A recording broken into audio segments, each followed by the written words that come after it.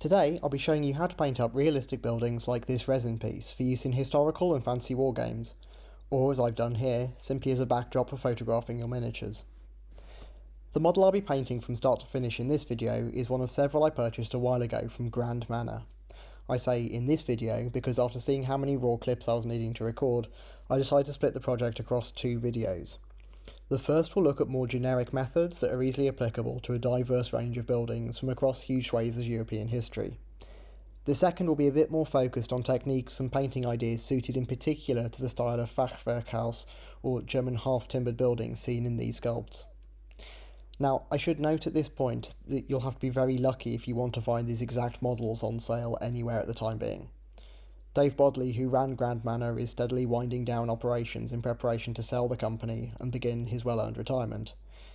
There are other manufacturers of resin terrain for this period out there, like Total Battle Miniatures, and the world of 3D printing continues to develop apace. But the detail on these Grand Manor sculpts is really a cut above anything else out there, in my opinion. Anyway, the three sculpts are part of Grand Manor's 28mm Napoleonic Europe range. They are on the left, the Lindenau house, in the centre, the Holzhausen thatch cottage, and on the right, the Konowitz single-storey house. Each has a modelled interior, as you can see on the Holzhausen cottage, although I'll be sealing the roofs on permanently for use as gaming pieces. My first step in working on terrain, especially if it's something historical, is always research. Fortunately, in this case, there's plenty to base our painting on. Although David Bodley has, in some cases, made various alterations and additions to the sculpts, the original masters for the range were created by Tony Harwood to resemble various historical buildings from German-speaking Europe around the turn of the 19th century. As I found out from Tony's blog, linked in the description, he modelled the Prussian church, for example, on this building at the Hessen Park Open Air Museum. And from searching for other photos from the park, I've come across plenty of images to draw ideas from for the models that I'm painting. The first step in working with resin buildings is prep. So I've washed these in soapy water to remove any release agent on the resin that might prove a nuisance when painting, and undercoated the models with a spray of GW's Zandri Dust Primer. I had some left over from an old project, and it provides a perfect base tone for the plaster that covers much of the exterior of the buildings. After that, I prep the interior, using mostly cheap acrylics or DIY paint samples. The inside walls I paint in buff titanium, the flooring in a mid-grey, and the staircase in burnt umber. The green stuff, incidentally, is from where I accidentally snapped a rather thin bit of resin on the side of the staircase out of clumsiness. Onto the plaster. I'm using what's very loosely like a form of imprimatura here. That's a type of underpainting, using colours like umber and sienna to establish a basic value sketch onto the plaster, showing where light and dark areas will be. To do this, I'm starting out with a sample pot of this nutmeg wall paint, mixed with water and painting it on fairly roughly around the edges of the plaster areas, leaving the centre clearer. This will be a mid-tone for most of the plaster. Next, I mix in some of the burnt umber to darken it further, and paint it on closer still to the edges and in the corners especially. To unify this a bit, I mix up my own ink wash, using a 2-to-1 mix of water to sepia ink with a few drops of flow improver, and paint it on all over the plaster. I'd recommend applying several different coats of this to your thatch roof at the same time, if you have one, to save time later on. Dry brushing time. First, a mix of yellow ochre and buff titanium. The resulting mix is kind of like a cheap margarine. I'm concentrating more of the paint towards the centre of the plaster, while still overbrushing the darker tones we established earlier. To bring out those highlights, I then apply a lighter dry brush of just the buff titanium to the centre of the plaster only. Now comes probably the most arduous step of the process, picking out all the timber in burnt umber, not forgetting the bits under the eaves of the roof. Make sure you have something good to listen to in the background for this one. I could have taken longer over this and used a smaller brush to avoid any overspill at all onto the plaster, but if I'm honest, I'd rather just crack on with a larger brush and then make touch-ups as necessary afterwards. With practice, they'll be pretty few and far between, and it's not as though we were aiming for a perfectly smooth gradient on the plaster anyway. With the base coat applied, it's onto a dry brush of that nutmeg brown all over the woodwork. and at this stage, the building's really starting to take shape. You can see hopefully the result of all that work on the plaster to establish those tonal variations across the wall. I'd say at this point, these techniques really lend themselves, I think, to the sort of finely detailed surface textures that are characteristic of the Grand Manor range. It's a lot more subtle than what you typically find in, say, a fantasy-style medieval building, while still being packed with interest. To finish this stage, I just mix up an approximation of the recessed tone on the plaster and cover any stray bits of burnt umber. By the end, you won't notice they're there. Stonework.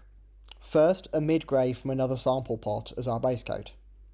Don't forget at this step any other bits of stonework around your model, like these cobblestones that are base coat as well. For the flagstone roofing on the porch, and what looks like a tacked-on extension to the building, I mix in a little black with the grey to create a darker tone.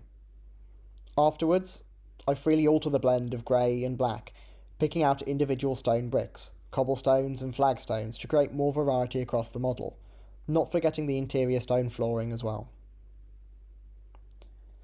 Taking this further still, I combine some of the grey mid-tone with that nutmeg brown and pick out still more of the stones. A black wash helps to pull everything closer together.